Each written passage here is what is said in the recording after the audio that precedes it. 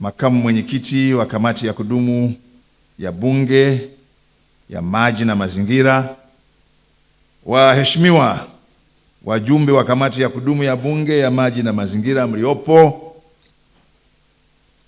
Mhandisi Ngosi Mwihava, naibu mwenyekiti wa bodi ya wakurugenzi ya EWURA, na wajumbe wa bodi ya EWURA mliopo hapa,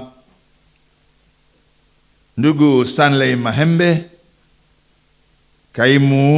kaimu mkurugenzi mkuu wa EWURA, viongozi waandamizi wa wizara na taasisi za serikali mliopo, wawakilishi wa taasisi binafsi na asasi za kiraia, ndugu waandishi wa habari, washiriki na wageni waalikwa, mabibi na mabwana, Jamhuri ya Muungano wa Tanzania.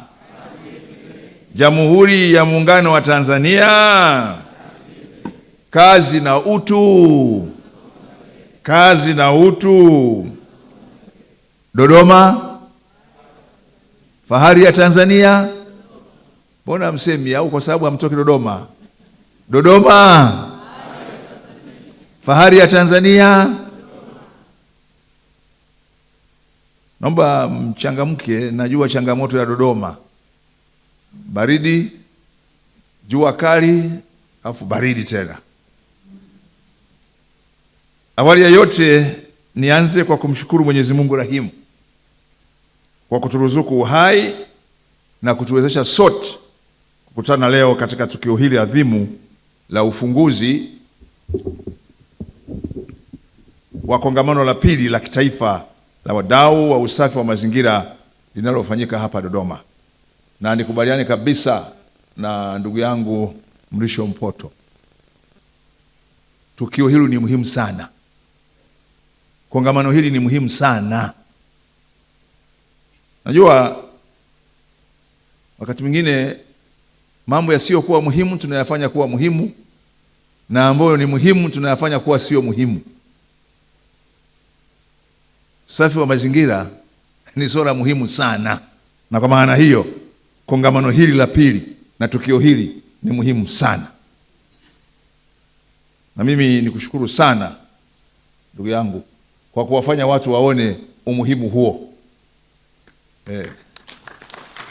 Adhabu yanatokea kila siku katika maisha ya watu na tunayapuuza, lakini ndiyo hayo. Kwa hiyo tukio hili ni muhimu sana, na tutahakikisha katika makongamano yajayo hakuna mgongano wa matukio haya. Sasa hizi Arusha linaendelea kongamano kama hili la usafi wa mazingira, limeandaliwa na ofisi ya Waziri Mkuu TAMISEMI, na sisi tuko hapa. Kwanza nifurahi kwamba leo Tanzania tuna matukio makubwa kama haya Arusha na Dodoma, lakini tunako kwenda hatuna budi kuyafanya matukio haya yafanyike pamoja. Pili, namshukuru kwa dhati kabisa Mheshimiwa Dr. Samia Suluhu Hassan, Rais wa Jamhuri ya Muungano wa Tanzania, kwa maono na maelekezo yake juu ya utunzaji wa mazingira unaolenga kukinufaisha kizazi cha sasa na kizazi kijacho. Jitihada za Mheshimiwa Rais katika kukuza ari ya Watanzania juu ya usafi na uhifadhi wa mazingira nchini tulizoshuhudia tangu alipokuwa makamu wa rais wa Jamhuri ya Muungano wa Tanzania, ambapo moja ya mambo aliyoyasimamia ni mazingira. Lakini sote tunafahamu katika kipindi hicho Mheshimiwa Rais Dr. Samia Suluhu Hassan akiwa makamu wa rais daima alizungumzia kumtua nani ndoo kichwani, lakini kusimamia afya ya mama na toto, na ameendelea na hilo mpaka sasa akiwa rais. Naendelea kuhimiza na kusimamia msimamo wake juu ya usafi na uhifadhi wa mazingira. Sote tumeshuhudia namna alivyokuwa kinara wa hamasa ya nishati safi. Ndio maana nasema kwamba sisi wa Tanzania wakati mwingine jambo muhimu tunaliona sio muhimu, na lisilo muhimu tunalifanya kuwa muhimu. Leo kuhusu nishati safi ya kupikia, watu wanaliona wengine labda si jambo kubwa, lakini ndani ya miaka 10 ijayo, 15 ijayo, kizazi kitakachokuja wakati huo kikikuta watu hawatumii kuni na mkaa, hakitaelewa tulikotoka. Na waathirika wakubwa wa nishati chafu ni kina nani? Na wauliza, waathirika wakubwa wa nishati chafu ni kina nani? Narudia tena, mambo ambayo ni muhimu hatuyapi umuhimu, na yasiyokuwa umuhimu tunayenua kuwa nini? Huo ni udhaifu ambao lazima tuurekebishe. Swala la nishati safi, Dr. Samia Suluhu Hassan sio kinara tu wa nishati safi hapa Tanzania, sio tu kinara wa nishati safi bara la Afrika, lakini ni kinara wa nishati safi duniani. Lakini Watanzania wakati mwingine hatujui, hata makofi hatupigi, kwa sababu tunadhani sio swala muhimu. Na ndio maana mkuu wa ndugu yangu Shakimweli kuna jambo ameambiwa asiliseme hapa. Hilo ningelisema ukumbi mzima ungelipuka hapa. Ni kweli, sisemi kwamba sio la maana, la hasha, lakini ona tunavyolipa umuhimu. Watu watasafiri, watu watafuatilia, lakini sisemi sio muhimu, lakini haya nayo ni muhimu, wala hatuyachangamki. Hili la leo hili kwenye mitandao litakuwa na followers wachache, lakini lije tu jambo kwamba mtu kaonekana kapanda fisi, hilo ndilo kila mtu atalifuatilia, ita trend. Kwa hiyo Dr. Samia Suluhu Hassan ametuwezesha kupiga hatua kubwa katika matumizi ya nishati safi katika maeneo ya mijini na vijijini. Ni jukumu letu kuendelea kusimamia maono na nia njema ya Mheshimiwa Rais Dr. Samia Suluhu Hassan juu ya uhifadhi wa mazingira kwa maslahi mapana ya nchi yetu.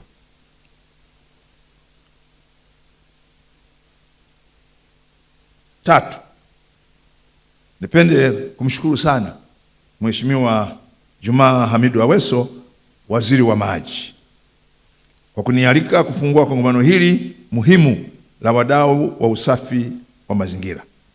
Pamoja na kwamba kazi hii angeweza kuifanya yeye mwenyewe, lakini aliona anishirikishe ili niwe sehemu ya kongamano hili.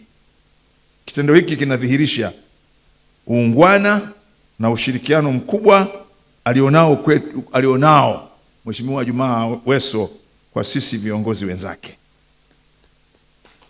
Ama kwa hakika viongozi vijana wana mengi mazuri ya kuiga kutoka kwake. Nami namwombea yote mema katika utumishi wake kwa Watanzania katika sekta hii ya maji.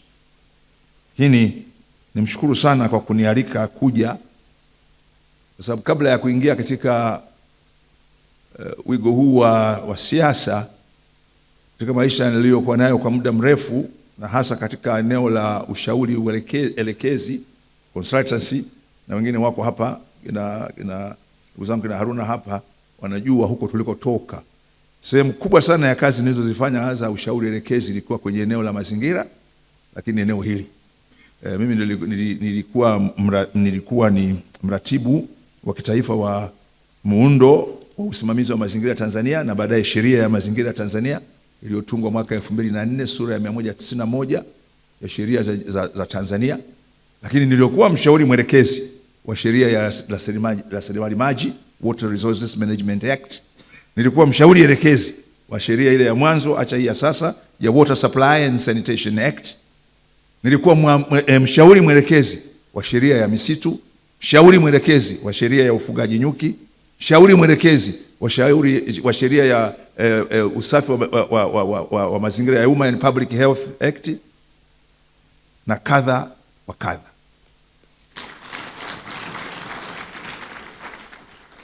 Kwa hiyo ninapoitwa kuja kwenye shughuli hii ninaona yale tuliyoyafanya miaka hiyo sasa katika jicho jingine la kuwa katika uongozi na siasa. Wakati ule nilikuwa mshauri elekezi katika maeneo yote hayo.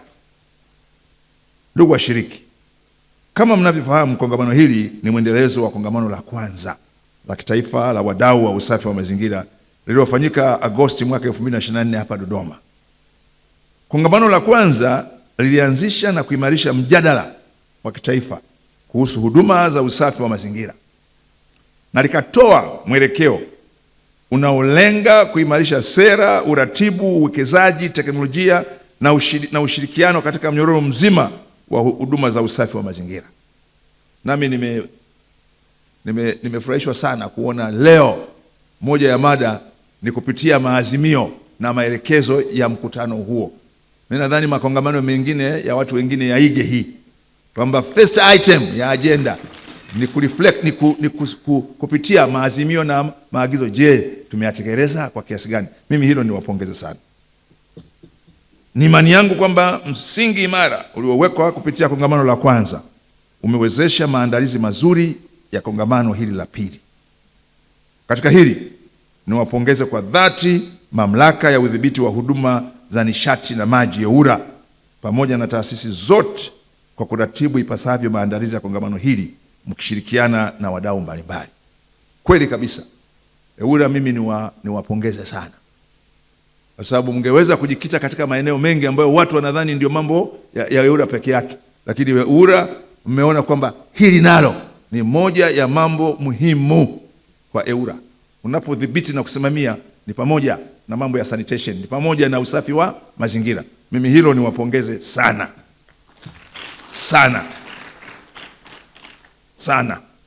Niwe mkweli, sema kweli ni mpenzi wa Mungu. Na niliposoma haya mabango ndio kwa mara ya kwanza nimeelewa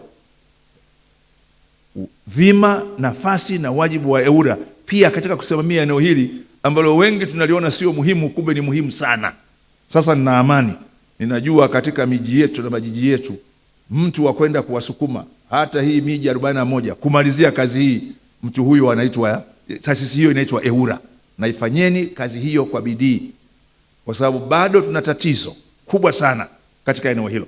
Kama kuna eneo lenye changamoto kubwa kwa sisi ni hilo.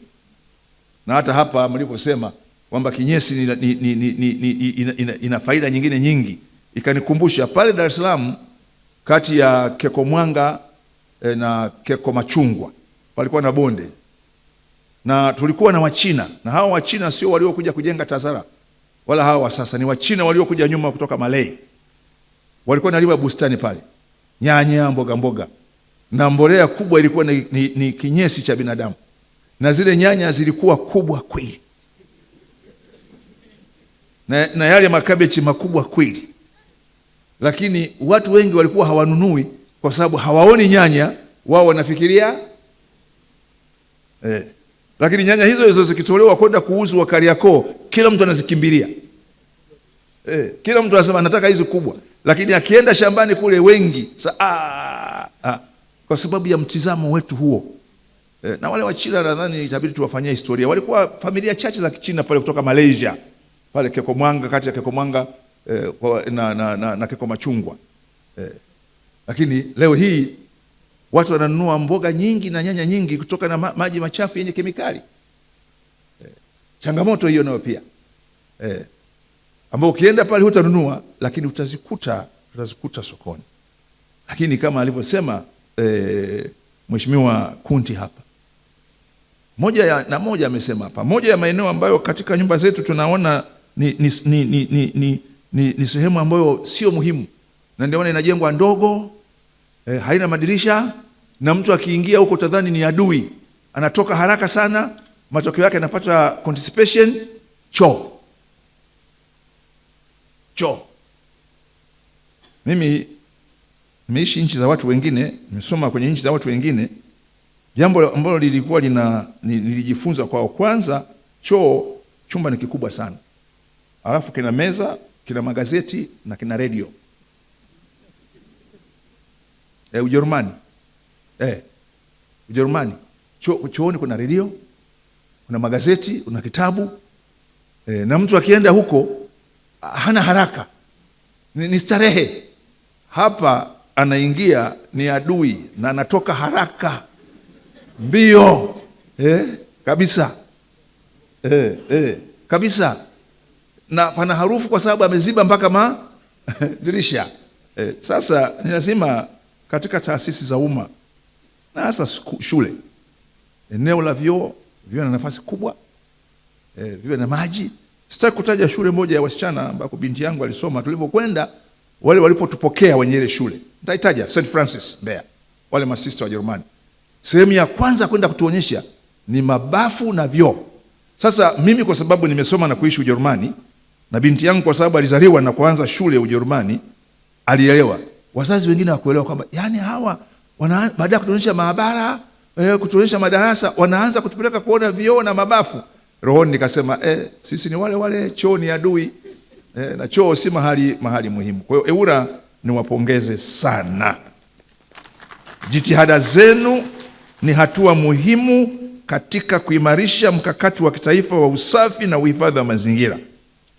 Na kwa upande wetu sisi viongozi, niseme kwa dhati kabisa, tunauthamini mchango wenu, kwa kuwa unalenga kuihudumia jamii na taifa kwa ujumla kupitia hamasa na elimu kwa umma juu ya usafi na uhifadhi wa mazingira. Na ndio maana mmemwalika mtu sahihi kwa tukio hili, ndugu yangu Mrisho Mpoto na bendi yake, na wale wanasanaa.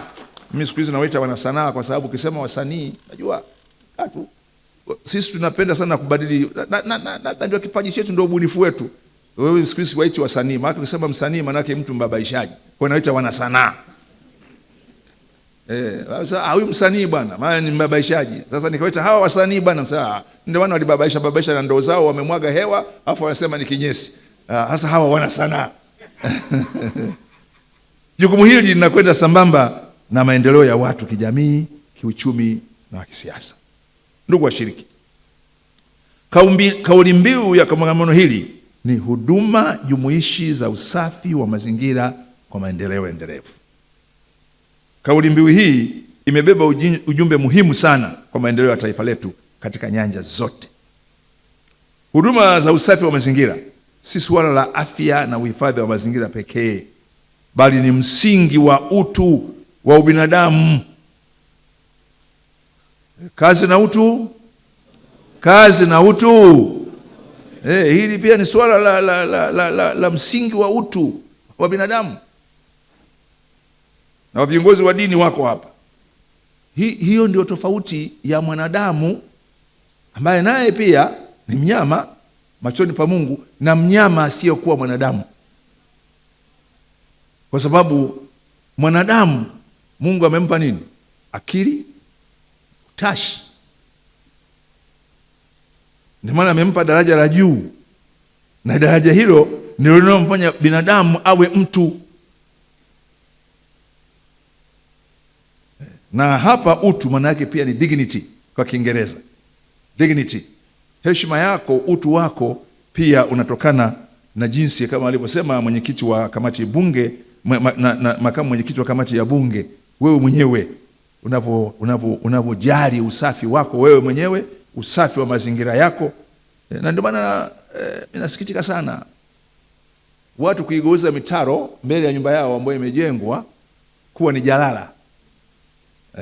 Na huko niliko kuna mtaa mmoja leo kuniita, tunaomba fedha ya mfuko wa jimbo tufanye usafi. Nikamwambia tulitoa fedha kujenga mtaro.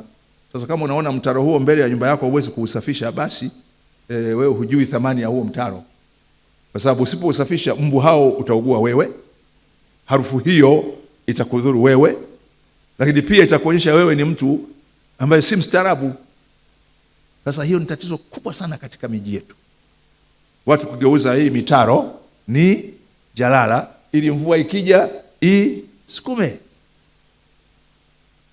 Na ndio maana hii kampeni, na ndio hiyo inayozungumzwa sasa Arusha na Mheshimiwa Profesa Shemdoe ya usafi huu, hivyo ni kila mwezi kampeni ya kila mwezi siku hizi lazima tena tuihamasishe irudi.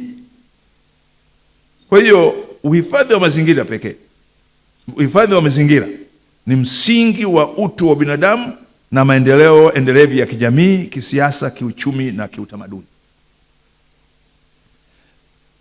Unajua mila na desturi nyingine zilikuwa leo tunazipuuza, zilikuwa na thamani sana. Kumbukeni katika mito mara nyingi tulikuwa tunazuiwa kuoga. Kule juu mnaambiwa nendeni mkaoge chini. Leo nikitafakari ilikuwa huku juu ndio watu wanachota maji ya kunywa. Kwa kule chini sasa ingawa pia ilikuwa tunawadhuru wa vijiji vingine. Lakini nyinyi wenyewe mnaambia msioge maji huku juu. Ni chini. Utamaduni huo na mila hiyo na desturi hizo baada ya muda nazo tukafanya nini? Tukaziacha. Lakini pia tulikuwa na utamaduni, kumbukeni miaka ya 50 miaka kina Fadhili Manongi, ile miaka ya 50, 60, 70, ulikaa mjini, ulikaa kijijini, ndugu yangu Fadhili Manongi. Lakini hata kijijini si walikuwa napita wale mabwana afya na mabibi afya mara moja kwa mwezi kuja kukagua karo na kusafishia vyumba vya kulala. Ilikuwa siku ya kuamkia kuja wale. Mimi wakati nilikuwa nakaa kwa mamangu mkubwa pale Magore pale. Mtafanya usafi wote, kwa sababu wale mabwana wakija watakagua eneo lote, karo la kusafishia vyombo, yani mahali pa kuanika vyombo, watakwenda chooni, wataingia kwenye vyumba, kwa sababu ilikuwa lazima mpulize dawa mara moja kwa mwezi ya kuua mbu. Mambo yote hayo taratibu hatuna budi kuyarudisha, kwa sababu tayari yalikuwa ni sehemu ya utamaduni wetu. Lakini hata vijijini, ndugu yangu Fadhili, swala la usafi, mji ambao ulikuwa sio msafi, mtasemwa kweli uongo, lazima mfagie. Na kazi ya watoto, nataka kuamini wewe ulivyoanza shule, ilikuwa kabla hujaenda shule unafagia nyumbani ndio kimbie wapi? Shule. Na mkifika shuleni kazi ya kwanza ndio kufanya nini? Usafi, kabla ya parade. Kwa nyumbani umeondoka, umefanya usafi, umekimbia shuleni ndio umefanya nini? Usafi. Kwa jamii yenye huduma bora za usafi wa mazingira inaakisi mazingira bora ya ulinzi wa haki za binadamu. Maka watu haki za binadamu tumezipa tafsiri sio kuwa tafsiri moja tu. Lazima tuwe na 3 dimension ya tafsiri ya haki za binadamu.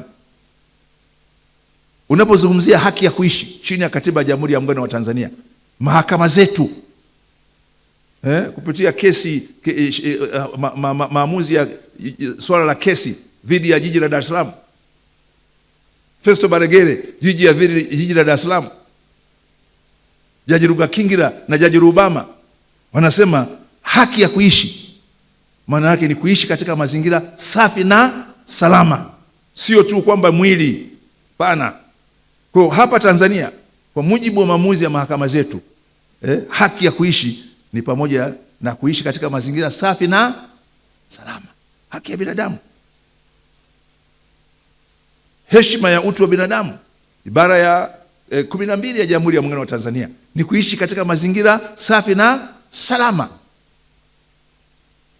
Lakini pia usalama na ulinzi wa viumbe hai akiwemo binadamu,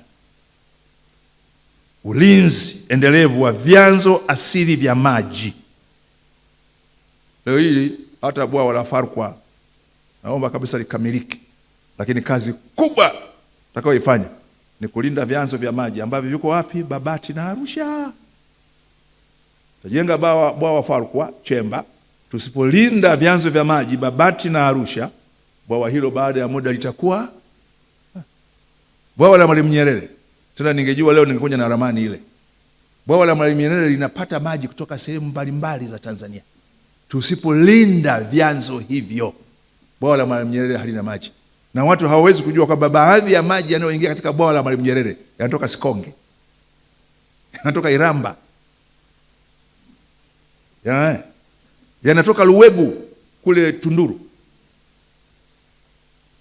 Kwa hata hili Mtera, na maji haya ya Mtera, bwawa la Mtera ndio linaosukuma maji, umeme wa maji wa Mtera yenyewe, lakini na Kidatu. Bwawa la Mtera lilijengwa kwa ajili ya Kidatu, lakini wakaona kwa nini pia tusiweke turbine hapa. Kwa bwawa la Mtera ndio linaopeleka maji mengi kwenye bwawa la Mtera lenyewe na bwawa la Kidatu, na hatimaye inaingia wapi? Bwawa la Mwalimu Nyerere. Kwa ulinzi endelevu wa vyanzo vya asili vya maji, lakini pia wanyama na mali asili zinazopatikana katika maeneo yote nchini. Hivyo kuwekeza katika usafi na uhifadhi wa mazingira ni kuwekeza katika maendeleo ya nchi na wananchi kwa ujumla. Ndugu washiriki, naamini mtakubaliana nami kwamba mapambano dhidi ya changamoto ya uchafu wa mazingira yanafanywa na nchi zote duniani ikiwemo Tanzania. Mtakumbuka baada ya vita kuu ya pili ya dunia, hususan katika kipindi cha miaka ya 1960 na kuendelea, mataifa yaliona umuhimu wa kuweka mkakati wa pamoja wa kuhifadhi mazingira kufuatia uharibifu mkubwa uliofanywa wakati wa vita pamoja na maendeleo katika uchumi wa viwanda. Uchumi wa viwanda Ulaya ulileta uchafuzi mkubwa sana wa mazingira, na hilo likaamsha watu kujua kwamba kumbe maendeleo haya ili yawe endelevu ni lazima pia tuhifadhi mazingira. Lengo kuu lilikuwa ni kumlinda binadamu ambaye ni tegemezi mkubwa wa mazingira kama ilivyo kwa viumbe hai wengine. Tena nafuata viumbe hai wengine wana uwezo mkubwa wa kuhimili, sio binadamu. Najua Mwenyezi Mungu Subhanahu wa Ta'ala kuonyesha nguvu zake. Katika wanyama wote aliowaumba hakuna mnyama dhaifu kama binadamu. The weakest. Hana mwili mkubwa kama tembo, hana nguvu kama simba, hana mbio kama chui. Akizaliwa hafanani na swala ambaye ndani ya muda mfupi anasimama na kimbia. Yeye lazima alelewe, shingo inaanguka ishikiliwe. Si ndio tulivyozaliwa? Taratibu taratibu anaanza kukaa, taratibu taratibu anaanza kusimama mpaka akamilike. Hapo unampa miaka 3. Lakini ndio Mungu amempa akili utashi. Lakini ndio mnyama dhaifu. Sasa sitaki kuingia kwenye mafundisho ya dini, lakini hiyo ndio inaonyesha Mungu anavyoamua mambo yake. The weakest amemfanya kuwa the strongest kupitia akili na utashi. Tembo ana mwili kweli, tembo ana kumbukumbu. Binadamu wamekubaliana kabisa kwamba miongoni mwa wanyama hapa duniani wenye kumbukumbu kubwa tena ya kurithi ni tembo. Ndio maana hapa Dodoma baada ya miaka kadhaa tembo wanarudi kwenye eneo lao, wanaleta watoto waone walikotokea, wanawapeleka mpaka hapa Ng'ong'ona, wanapitia Yudom, baada hapo tena wanarudi. Kwa sababu kizazi kipya kimekuja, lazima kijue kilitokea Dodoma. Lakini nje ya hiyo hawana maarifa mengine ambayo tunayo. Kwa hiyo sisi binadamu tusijidanganye. We are the weakest. Saizi Ulaya wana heat wave. Ona wanavyohangaika. Sisi hapa tumeshaonywa kuna mikoa mingapi itakuwa na baridi kali. Kwa hiyo tujue kabisa kama kuna watu wanaohitajiwa kuyalinda mazingira ni sisi binadamu. Kwa mkakati huo ulikwenda sambamba na misingi ya haki za binadamu ambayo katika kipindi hicho ilisisitiza pia usafi wa mazingira. Mataifa yalihimizana na kuhamasishana kuzitambua ili kumlinda binadamu dhidi ya matendo yasiyo ya kibinadamu, kulinda utu wake na kuheshimu uhuru alinao kisheria. Ndugu washiriki, Tanzania kama ilivyokuwa kwa mataifa mengine haikubaki nyuma katika kuhakikisha inaweka misingi imara ya usafi na uhifadhi wa mazingira katika maeneo yote nchini. Katika kuhakikisha mkakati huo unafanikiwa, waasisi wa taifa letu waliendeleza jitihada za uhifadhi wa mazingira zilizokuwepo wakati nchi zetu zinapata uhuru na kuweka mipango madhubuti ya kuhimiza na kuhamasisha usafi na utunzaji wa mazingira katika maeneo yote. Moja ya mkakati madhubuti uliopokelewa vizuri na kutumiwa na taifa katika mapambano dhidi ya changamoto ya uharibifu wa mazingira ni falsafa ya baba wa taifa letu Mwalimu Julius Kambarage Nyerere ya wale maadui watatu, yaani ujinga, umaskini na maradhi. Na hii katika kupambana na ujinga, umaskini na maradhi, tulikuwa na idara moja ambayo nadhani na yenyewe katika makongamano yajayo alikwe, watu wa maendeleo ya jamii.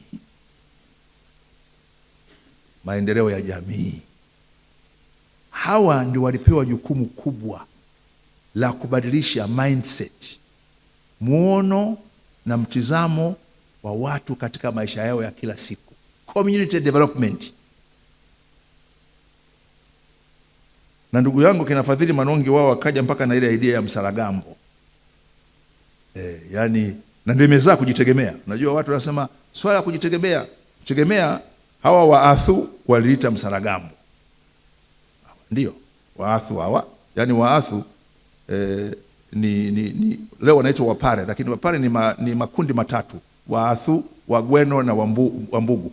Sasa hawa Waathu hawa wakaja na msaragambo. Na lengo lilikuwa sio tu kumuinua mtu mmoja mmoja, lakini jamii nzima kwa ujumla katika nyanja mbalimbali zikiwemo za elimu, afya, miundombinu na utunzaji wa mazingira. Kuna wakati tulifanya utafiti, mimi, marehemu Profesa Kulindwa na rafiki yangu Profesa Ernest Malia, tulifanya kuhusu mila, desturi, tamaduni katika kuhifadhi mazingira, na tulifanya hiyo katika milima ya Upare, eneo la Usangi na Ugweno, lakini tukaenda pia kufanya kulinganisha na wilaya ya Handeni. Tukaona kabisa wale hawakuangalia maendeleo ya mtu mmoja mmoja peke yake, lakini jamii nzima. Na kazi kubwa ya Msaragambo ilikuwa kwenye miundombinu, lakini utunzaji wa mazingira. Kwa hiyo ile falsafa ya Mwalimu, na hiyo sasa imeendelezwa na Mheshimiwa Dr. Samia Suluhu Hassan katika zile 4R. Lakini ile ya pili, ustahimilivu, resilience. Leo hii unapozungumzia mazingira, moja ya concept, moja ya dhana katika uhifadhi wa mazingira nini? Resilience. Kwa hiyo hatuna budi kuendeleza jitihada hizo. Nchi yetu sasa ina sera nzuri ya mazingira. Tuna sheria ya usimamizi wa mazingira sura ya 191 ambayo imeweka mfumo imara wa usimamizi wa mazingira nchini, lakini hii isisomwe peke yake. Isomwe na sheria ya Water Supply and Sanitation, Water Resources Management Act, sheria ya Public Health, sheria ya misitu, na sheria ya TAMISEMI, lakini hizi sheria ndogo ndogo, bylaws. Ndugu washiriki, kama taifa tuna kazi kubwa ya kufanya kuhakikisha sera na sheria zetu za mazingira zinasimamiwa ipasavyo na wananchi wanashiriki katika jukumu la usafi na utunzaji wa mazingira. Wazee wetu walitekeleza jukumu hili kwa ufanisi mkubwa kupitia mila na desturi nzuri walizojiwekea wakati huo, na hatimaye wakaturithisha, lakini sisi tunavififisha na wakati mwingine kuzipuuza. Nchi yenye mazingira bora ni muhimu sana kwa maendeleo ya watu wake. Mji wenye mazingira bora ni muhimu sana kwa wakazi wake. Mtaa wenye mazingira bora ni muhimu sana kwa wanaoishi katika mtaa huo. Kwa hiyo nasi pia tuna wajibu wa kuhakikisha tunarithisha kizazi kijacho mazingira mazuri yanayofaa kwa ustawi wa maisha yao yajayo. Tusiishi kama vile sisi ndio binadamu wa mwisho kuishi katika dunia hii. Ndiyo, tumeambiwa kuna mwisho wa dunia, na tumeambiwa hatujui saa wala wakati. Kwa hiyo tusidhani sisi ndio kizazi cha mwisho katika dunia hii. Na mimi sitaki kuingia katika mjadala. Huwa naangalia sana vipindi kwenye television hivi vya Discovery, na majuzi nilikuwa naangalia mjadala mmoja naeleza kwamba binadamu tumebakiza kama miaka milioni 150 kabla ya kutoweka au kubadilika. Sasa miaka 150 si mingi, kwa hiyo sisi tuendelee kutunza ili hao watakaobadilika au kutoweka baada ya miaka 150 wakute tumewachia mazingira mazuri. Na wanasema katika hiyo miaka hii Dodoma itakuwa ni mwanzo wa kisiwa kikubwa kinachokwenda mpaka Dar es Salaam, kwa sababu bonde la Ufa hili na sehemu kubwa ya mji wa Dodoma itakuwa ni bahari. Nadhani sehemu ambayo itabaki kuwa bandari ni Mtumba na labda Chimwaga, lakini hii hapa tulipo hapa itakuwa ni submerged kwenye bahari. Itakuwa bahari kubwa sana. Sasa hayo ni yajayo, tutayaona tukiwa mbinguni, lakini sisi jukumu letu ni kutunza mazingira kwa vizazi vijavyo. Ndio jukumu letu, tusiishi kama vile sisi ndio wa mwisho. Na hii inawezekana ikiwa tutajenga utamaduni wa kuyapenda mazingira. Utamaduni wa kuyapenda mazingira na kujituma kuyatunza bila kushurutishwa. Na Mheshimiwa mkuu wa wilaya hapa Dodoma hapa. Dodoma ni tofauti na Dar es Salaam. Dar es Salaam joto lake lina jasho. Ndio maana kila ulipo ni joto. Dodoma hii toke saizi nje, sijua kali ile, kaa chini ya mti, pako baridi. Sijui kama hilo mmeliona. Dar es Salaam popote pale utatoka jasho na ni joto. Dodoma hii nenda chini ya mti, jua kali hili la mchana, chini ya mti pako baridi. Lakini Dodoma haina maji katika anga yake. Ndio maana mwaga maji hapa dakika hii yamekauka. Watu wengi wanalalamika waliokuja Dodoma, sisi tuliishi humu miaka mingi, kwamba wakifua nguo zinapauka ni maji ya chumvi. Hapana, ni kwa sababu unaziacha muda mrefu kwenye jua. Dodoma nguo dakika 3 iondoe imeshakauka, kwa sababu hewa hii haina maji, inachukua kila maji yaliyopo. Lakini mimi nimwambie, tukipanda miti, lakini kila mahali tungeweka fountain. Tunafahamu hizi fountain za kurusha maji, na siku hizi huhitaji umeme, unatumia pampu ya sola, maji haya yale unayaseko. Ndani ya miaka 3-4 Dodoma itakuwa na mafuriko.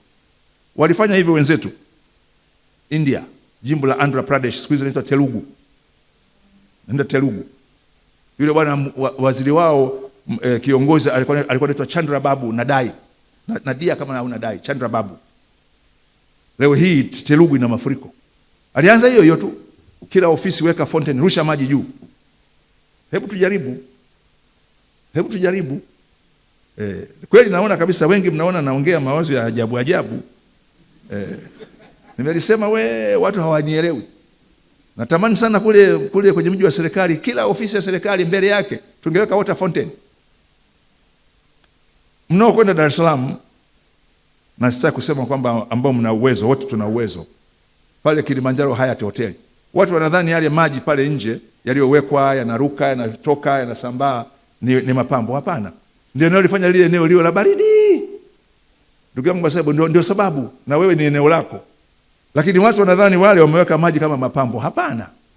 Yale majengo yote yale ya mtumba yale, pale ndani pale tukiweka tukasema kana maji yanabubujika hivi, baada ya muda lile eneo uhitaji AC. Yaani ndio hiyo. Kwa hiyo tuyapende mazingira yetu. Tuyatunze mazingira yetu bila kushurutishwa. Tutaona faida yake.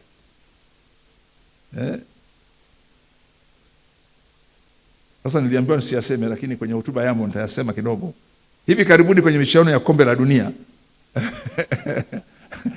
la mpira inayoendelea nchini Canada, Marekani na Mexico, tumeshuhudia wananchi wa mataifa mbalimbali duniani wakijizolea umaarufu kwa matukio tofauti yanayolenga kutambulisha utamaduni au tabia ya wananchi wa taifa husika. Sasa niwaambie wenzetu, kwa upande wa Japani mashabiki wake wamepata umaarufu mkubwa wa usafi na utunzaji wa mazingira kutokana na tabia yao ya kuokota takataka uwanjani mara baada ya mchezo wa kabumbu kuhitimishwa. Sijui kama mmeliona hilo. Wengine wote wametupa chupa, wamekunywa chupa. Mkiondoka Wajapani wanaokota. Na kwa wazee Wajapani wameondoa umri wa kustaafu. Kwa hiyo kule hakuna kustaafu. Fanya kazi mpaka nguvu ziishe. Kwa hiyo utakuta Japani leo wazee wa miaka 100, 110 wanafanya kazi. Na nikisema miaka 100, 110 watu wanashangaa. Kwa Japani ndio jambo la kawaida. Yaani miaka 100 si miaka ya mtu kufanywa sherehe ya kushangaa. Lakini kubwa zaidi ni hili kwa leo. Kitendo cha mashabiki hao kuungana pamoja kila baada ya mechi kuokota takataka uwanjani kimeonyesha uungwana mkubwa na kinatafsiri moja kwa moja utamaduni wa Wajapani wa kuwajibika bila kusukumwa, kuhakikisha hakuna takataka zinazozagaa katika mazingira yanayowazunguka. Huu ni mfano bora wa kuigwa, nasi tuna jukumu la kupandikiza utamaduni huu kwa watoto wetu ili waanze kuzoea tangu wakiwa samaki mkunje angali. Na hili nimelisema makusudi kwa sababu pia Watanzania tumeanza kupoteza ladha ya Kiswahili. Na rafiki yangu mmoja kutoka mwambao wa Kenya anasema akija siku hizi Tanzania anapata shida sana. Anasema Watanzania wakati mwingine mnaongea Kiswahili cha kugombana, hakina masihara, hakina ladha, hakina misemo, hakina methali. Nini unajua wakati mwingine tunasahau, tunadhani Wakenya hawajui Kiswahili. Wakenya ambao wana shida Kiswahili ni wale wa Mlima, lakini pwani yote ya Kenya, Mombasa, Lamu, Pate. Sasa rafiki yangu mmoja kaja sema, mbona siku hizi mnaongea Kiswahili kigumu, hakina urafiki, hakina, au mmeambukizwa sana na watu wa Mlima ambao wanaongea tulikulaga, tulikwendaga, tulishindaga. Sasa ndugu zangu, katika kuhakikisha tunazingatia ipasavyo mnyororo huu wa mazingira, ni muhimu sana kukumbuka miundombinu wezeshi ya uhifadhi wa mazingira katika mipango yetu ya maendeleo. Katika kufanya hivi, tutakuwa tumetatua kwa kiasi kikubwa changamoto ya uchafu na uharibifu wa mazingira kupitia miradi ya maendeleo inayotekelezwa katika maeneo mbalimbali nchini. Ilipoamuliwa makao makuu yao ya Dodoma, na ili makao makuu yao ya Dodoma, mikoa yote na matawi yote ya chama cha tano ambacho kimezaa CCM yalikutana kuamua, je, tuhamie Dodoma au tusihamie Dodoma. Mkoa mmoja tu ambao ulisema tusihamie Dodoma ni mkoa wa Pwani, Dar es Salaam, na hiyo inaeleweka kwa sababu yalikuwa makao makuu ya nchi. Kazi ya kwanza baada ya kuundwa kwa CDA na wizara ya nchi, ofisi ya Rais, ustawishaji wa makao makuu, kwenye master plan iliyoandaliwa kama mnakumbuka, jambo na uwekezaji mkubwa wa mwanzo ambao tulimshangaa sana Sir George Kahama, ilikuwa ni kujenga miundombinu wezeshi ya usafi wa mazingira. Akasema huyu anaanza kujenga mitaro ya maji machafu, mabwawa ya kusafisha takataka kabla hajajenga nyumba. Tazamo huo wa kuliona hili jambo sio muhimu. Lazima tujikosoe. Wajibu wetu sisi ni kujikosoa tulipokosea.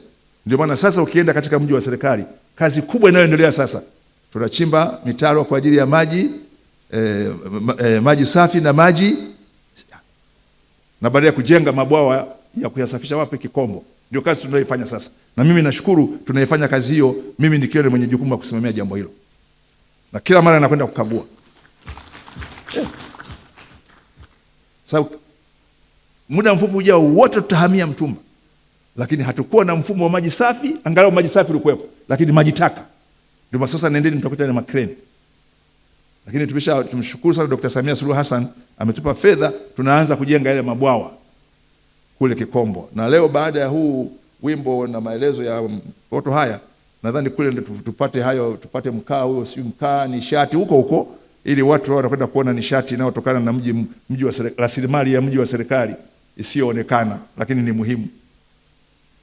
Na mtakumbuka ndugu zangu, mwaka 2021 Mheshimiwa Dr. Samia Suluhu Hassan, Rais wa Jamhuri ya Muungano wa Tanzania, alielekeza fedha za uviko 19 kiasi cha shilingi trilioni 1 bilioni 290 katika miradi kadhaa ikiwemo ya sekta za elimu, afya na maji, ili kuepuka msongamano na kwa maana hiyo kupambana na uviko. Tofauti na nchi nyingine zilizopokea fedha hizo, maono ya Mheshimiwa Rais Samia katika matumizi ya kiasi tulichopokea yalipelekea ujenzi wa madarasa, ongezeko la matundu ya vyoo katika shule za msingi, sekondari na vyuo vya kati, na ujenzi wa miundombinu wezeshi ya upatikanaji wa maji safi na salama, pamoja na kuimarisha sekta ya afya. Na ndio maana sasa nendeni katika shule madarasa ya awali katika haya yanayojengwa sasa, utakuta kuna vyoo na mabafu. Mimi kule katika jimbo langu ambacho nimekifanya tu, nikasema tuongeze vioo ili yule mtoto akitoka anaponawa ajione kwenye kioo ili ajitengeneze. Na nikamwambia watu wa TAMISEMI, katika design zenu kwenye vioo wekeni watu mira kioo ajione. Na akianza kutoka akiwa mtoto kujiona kwenye kioo, atajua ni muhimu nionekane mtanashati. Lakini jambo hilo kubwa sana alilifanya Dr. Samia Suluhu Hassan katika jambo ambalo tunaliongea leo. Na kitendo hiki si tu kilituwezesha kukabiliana na uviko 19, bali kiliweka mifumo na miundombinu ya huduma jumuishi za usafi wa mazingira, hususan katika maeneo yenye mikusanyiko mikubwa ya watu. Hivyo, kwa kufuata mfano wa Mheshimiwa Rais Samia, tujitahidi kubuni mbinu na kuja na mikakati madhubuti itakayowezesha upatikanaji wa huduma jumuishi za usafi wa mazingira ili ziwafikie watu wote, wakiwemo wanawake, watoto, watu wenye ulemavu, wazee, jamii za pembezoni na kaya zenye kipato cha chini, na katika miji yetu maeneo ya masoko. Jamani, nendeni kwenye maeneo ya masoko. Huduma hafifu kuliko zote ni ya choo. Ingawa niwapongeze sana wale waliokuwa na ubunifu wa vyoo vya kulipia. Siku hizi siwezi kwenda. Kuna wakati nilikuwa nafanya utafiti nione kwenda kwenye choo ambacho sio cha kulipia na choo cha kulipia. Nendeni, utaona kule kwenye choo cha kulipia daima pana mtu. Ukitoka anaingia na maji anasafisha. Kwa sababu amepata anajua hii ndio inayonipa riziki. Kule kwingine ni majaliwa. Kwa hiyo tuwe na mikakati. Tuwe na mikakati. Na mimi Mrisho Mpoto na kuomba wimbo wako huu uimbwe tu na kabisa, ili unajua wakati mwingine kuna vitu tunaviona tunavinyanyapaa, lakini ni vitu ndio ukweli. Jingine sitalisema hapa kwa sababu utamaduni wetu huko nilikokaa Ulaya kwao ni jambo la kawaida. Hapa ukilisema utaonekana wewe ni mzee ambaye ufikiri vizuri. Lakini ni kweli vitu hivi tuache kuvinyanyapaa. Yale maisha ya baba zetu, babu zetu yalitokana na wao kutokuwa na vyoo. Ndio maana atakwambia ngoja nakwenda kutafuta dawa. Na ndio hilo swala la kuchimba dawa. Neno la kuchimba dawa litokana na wao, ngoja tukachimbe dawa. Kwa sababu lilionekana ni jambo la aibu, ni jambo. Lakini chukua, ndugu zangu, wakati wa corona kuna jambo tulilianzisha tumeliacha. Ilikuwa kila mahali mtu lazima afanye nini? Sasa kunawa mikono na miguu kubebake wapi? Katika jumuiya, katika jambo la wengi. Msikitini. Mlazimisha kwamba hutaingia msikitini mpaka utawadhe. Kumbe ndio amemwambia ili uwe msafi. Na mimi naomba sana kwa sababu kwenye madhehebu mengine wanaofanya hivyo ni mapadri na machungaji, ndio wananawa kule mbele kule na taulo, tunawashangaa. Lakini hiyo maana yake Mungu mwenyewe anataka usafi. Ndio maana kwenye ibada yake ili uwe na udhu lazima ufanye nini? Ili uwe na udhu lazima ufanye nini? Ndio maana padri ili awe na udhu anafanya nini? Shehe ili awe na udhu anafanya nini? Wewe unaenda kuswali ili uwe na udhu unafanya nini? Mmoja nalishukuru siku hizi baadhi ya nyumba za ibada kabla hujapokea unapigwa ile sanitizer. Alafu unaambia pokea. Lakini turudishe tabia ile tulikuwa nayo wakati wa uviko. Maeneo ya watu wengi tuweke mahali pa kunawa. Juzi hii tishio lililokuja la ugonjwa huu mwingine, ndio sasa ukipita kwenye viwanja vya ndege na mahali unapuliziwa ile sanitizer. Lakini leo hii tunakwenda kununua sanitizer madukani ni wangapi? Sasa tuache tabia ya kufanya hayo tunapohisi kuna maradhi, iwe ni sehemu ya utamaduni wetu. Kwa katika kuimarisha huduma jumuishi za usafi wa mazingira nchini, hatuna budi kushirikiana na sekta binafsi na taasisi zisizokuwa za kiserikali. Kwa hiyo tuandae miradi inayoweza kugharimiwa na kutekelezwa kwa ufanisi na sekta binafsi. Huko nilikoishi huko miaka hiyo ya nyuma, tukisoma nje, palikuwa na mita za maji mbili. Mita ya maji safi, lakini pia na maji taka unayotoa. Kwa unalipia maji safi, lakini unalipia na maji taka unafanya nini? Ndio maana wale wenzetu kuoga, anaoga mara moja kwa mwezi. Muda wote anaogea taulo, weka kwenye maji ya moto, perfume. Sasa mara ya kwanza nilikuwa sasa, hawa mbona hawapendi kuoga? Sasa sisi tunaoga mara tatu, ile mita ya maji taka bili ikija mwisho wa mwezi, mnaanza kupanda, mke wangu unaoga sana wewe. Punguza kuoga. Kwa sababu unalipia maji masafi na unalipia maji gani? Taka. Sasa hiyo tukileta hapa, tuiache tu ibaki huko huko. Lakini sekta binafsi tuihamasishe ishiriki. Na nawasihi kabisa mshirikiane na sekta binafsi kubuni na kuandaa miradi yenye takwimu sahihi, gharama zinazoeleweka, manufaa yanayopimika na mpango endelevu. Aidha, mipango yetu izingatie mahitaji halisi ya wananchi, kasi ya ukuaji wa miji, athari za mabadiliko ya tabia nchi na uwezo wa wananchi kumudu huduma hizo. Ndugu washiriki, natambua zipo changamoto za mabadiliko ya tabia nchi zinazoathiri huduma za usafi na uhifadhi wa mazingira. Changamoto hizi zinasababishwa na majanga kama vile mafuriko, ukame, lakini pia kuongezeka kwa makazi holela ya watu na uharibifu wa mazingira. Ili swala la makazi holela, Mheshimiwa Mkuu wa Wilaya hapa, ningeomba Dodoma tujitahidi kwa kiasi kikubwa sana kuepuka squatter, makazi holela. Makazi holela baadaye kuja kuyabadili, tunayabadili kwa gharama kubwa sana. Lakini yanaharibu muonekano wa mji, Lakini tatu, watu wanaoishi pale wanaishi maisha dhalili na duni sana. Mlango wa huyu unaangalia choo cha huyu, huyu ana jiko la huyu linaangalia choo cha huyu, dhalili sana. Mimi napendekeza kabisa tupime viwanja kwa wingi ili tuepuke makazi holela ya watu. Sasa hili jingine ni sitalisema hapa, ni la Wizara ya Ardhi, Nyumba na Makazi Mijini, ila la nyumba, kujenga nyumba za watu kuweza kuishi, lakini pia tuepuke uharibifu wa mazingira. Kwa naangalia unapotoka Morena, sasa hizi mmechimba ule mfereji ule mpaka kule chini kama unakwenda bwawani. Mimi ningependekeza ule udongo ule usambazwe, ile miti ibaki, lakini ile eneo lijengewe pavements, liwe ni eneo la watu kutembea, na tuweke viti vya watu kukaa.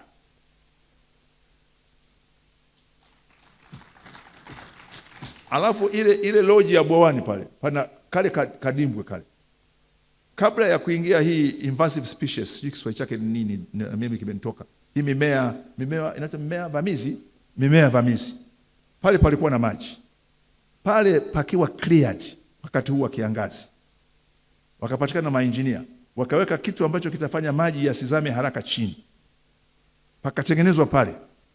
Pia panaweza kuwa ni mahali pa watu kutembea, pakawekwa vibata, watapendezesha pale bwawani. Natoa tu mifano michache na makorongo mengi haya. Ukija hapa Bunge, Wizara ya Kilimo, kama unakwenda, ingawa inaitwa Medeli, lakini ukweli kwa watu wa zamani wa Dodoma, hii sio Medeli, hii ni Chadulu. Na wale watu wa CDA wamechanganya miji ya asili ya Dodoma, lakini basi tukubali hii mipya. Hii sio Medeli, hii ni Chadulu. Ndio maana lile pale Shoppers Plaza, lile kanisa la Waanglikana ni Chadulu. Hiki ndio kilikuwa kijiji cha Chadulu, sio Medeli. Medeli ilikuwa mbele zaidi, lakini sasa haya tuyaache. Sasa hizi hapa ndio Medeli. Tukubaliane tu hivyo. Hapo utaona kuna lile bonde lile bonde, ukiweza kujenga ukuta kidogo wa mawe, yani maji haya yanakuja yanatuama, yakijaa yanatuama, watabadilisha hali. Watabadilisha hali. Baada ya muda Dodoma hii, kwa wale ambao mmekwenda Mombasa, kiwanda cha saruji cha Bamburi ambacho sasa kimenunuliwa na Mtanzania na anafanya kazi kubwa sana. Lile eneo la pale Bamburi Mombasa, ambao walikuwa na chimba madini kwa ajili ya kutengeneza sementi, sasa hizi wameligeuza kuwa nature park. Wameweka wanyama, wameweka hoteli. Hasa nikiangalia lile eneo la hapa Kawe, unapopanda pale, yaani natamani ile Kware ni wachukue wale watu tuwapeleke Mombasa alafu warudi. Kwa hiyo wenzetu wameanza kubadilisha eneo la Kware kuwa ni eneo la hifadhi ya mazingira na kuwa ni eneo la starehe. Na ukipaangalia pale, ukiwa pale unaiona Dar es Salaam yote. Unaposhuka hii njia ya UDOM kuja Dodoma Makulu, lile bonde lile tunaweza tukadibadili kabisa likawa ni eneo lenye miti na eneo la kufanyia picnic. Sijui nawaza sawasawa au nawaza vibaya. Kabisa. Dodoma needs a park. Sasa lile, kwa sababu hakuna anayetaka kujenga, si ni bonde, let us transform that into a park.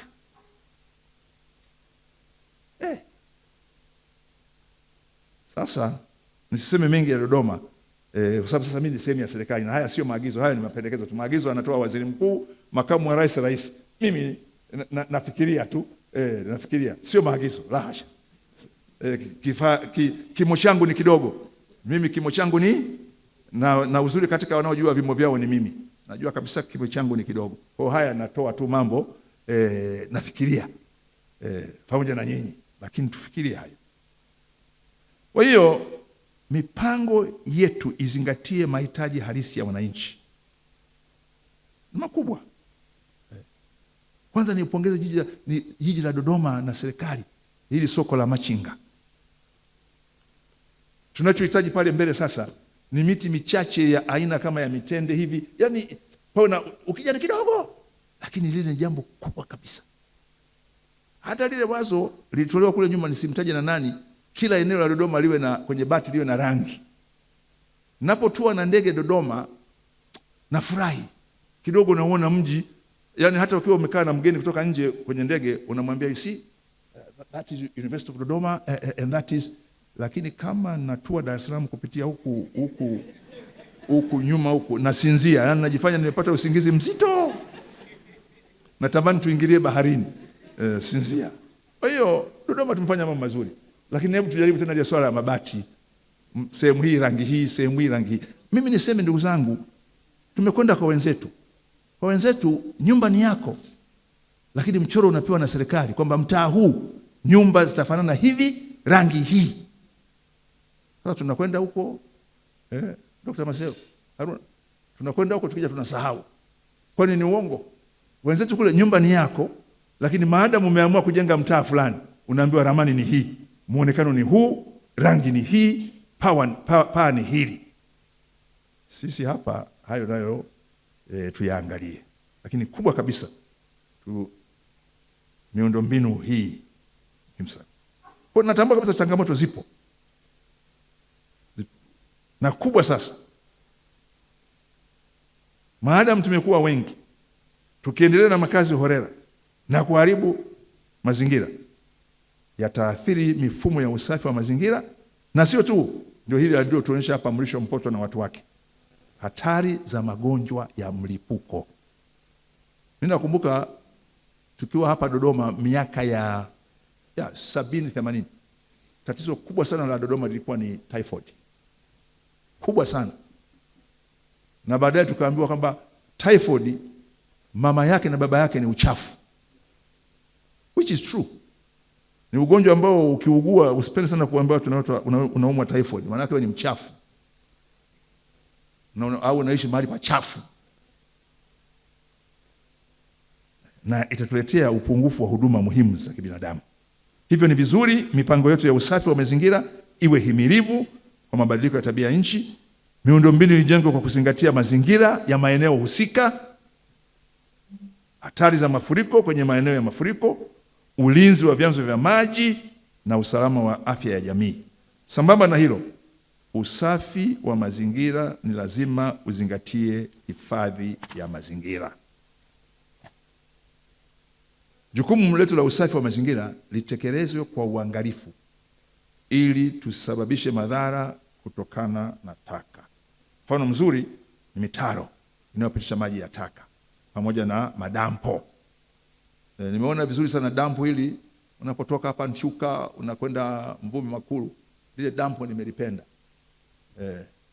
Dampo lile ni dampo ambalo ndio madampo ya kujenga. Kwa maji taka yasipotibiwa na madampo yasiposimamiwa ipasavyo, huathiri mazingira na afya ya binadamu. Sasa kupitia kongamano hili tutoke na mkakati wa pamoja kuhakikisha tunarekebisha hali ya mitaro na madampo katika maeneo mbalimbali, hususan kipindi cha masika. Ndugu washiriki, nimejumulishwa kuwa wakati wa kongamano hili kutakuwa na uzinduzi wa miongozo ya huduma jumuishi ya usafi wa mazingira. Hii ni hatua muhimu katika kuweka uelewa wa pamoja kwa mamlaka za maji safi na usafi wa mazingira, mamlaka za serikali za mitaa na wadau wengine kuhusu namna ya kupanga, kutekeleza na kufuatilia huduma za usafi wa mazingira kwa mtizamo jumuishi. Natoa wito kwa taasisi husika kuhakikisha miongozo hii haibaki kwenye makabati, bali itumike katika mipango, bajeti, usanifu wa miradi, utekelezaji, ufuatiliaji na utoaji wa taarifa. Mafanikio ya miongozo hii yatapimwa kwa mabadiliko yatakayoonekana katika huduma kwa wananchi. Ndugu washiriki, nikiwa naelekea mwisho wa hotuba yangu, niwasihi nyote kutumia fursa hii kujifunza, kujadili na kukubaliana hatua za pamoja zinazolenga kuongeza ufanisi katika suala la usafi wa mazingira. Kongamano hili la siku 2 liwe na tija na manufaa kwa nchi. Shirikishaneni uzoefu, mjadilini changamoto kwa uwazi na pendekezeni suluhisho linalotekelezeka. Mafanikio ya kongamano hili yatapimwa kwa ushiriki wenu pekee, hayatapimwa kwa ushiriki wenu pekee, bali kwa kasi ya utekelezaji wa maazimio yenu mara baada ya kongamano hili. Mara nyingi tunapokutana katika makongamano kama haya, tunafanya mijadala mizuri na kufikia maazimio yanayolenga kutatua changamoto za kimazingira. Niwaombe tuhakikishe maazimio yatakayofikiwa kwenye kongamano hili yanakwenda kufanya kazi ili kuwe na matokeo chanya kwa wananchi na jamii kwa ujumla. Serikali ya awamu ya 6 chini ya uongozi mahiri wa Mheshimiwa Dr. Samia Suluhu Hassan, Rais wa Jamhuri ya Muungano wa Tanzania, itaendelea kuweka kipaumbele katika kuboresha huduma za usafi wa mazingira kwa lengo la kulinda afya, kuboresha ustawi wa jamii na kuchochea maendeleo endelevu. Tunataka kuona Tanzania yenye miji na vijiji safi, huduma salama, taasisi zinazowajibika na wananchi wanaonufaika na huduma bora za usafi wa mazingira. Nihitimishe kwa kuwashukuru na kuwapongeza EWURA chini ya uratibu wa Wizara ya Maji pamoja na wadau wote wa maandalizi ya kongamano hili. Aidha, nawapongeza washiriki wote kwa kujitokeza kwa wingi kushiriki kongamano hili ambalo naamini litakuwa na tija kwa maendeleo ya taifa letu. Naendelea kuwahimiza kuzingatia umuhimu wa usafi na uhifadhi wa mazingira, ikiwa ni pamoja na kutekeleza ipasavyo jukumu letu la kupendezesha miji na majiji yote nchini kwa mazingira bora yanayovutia. Baada ya kusema hayo, sasa natamka rasmi kuwa kongamano la pili la kitaifa la wadau wa usafi wa mazingira limefunguliwa rasmi. Asanteni sana kwa kunivumilia na kunisikiliza.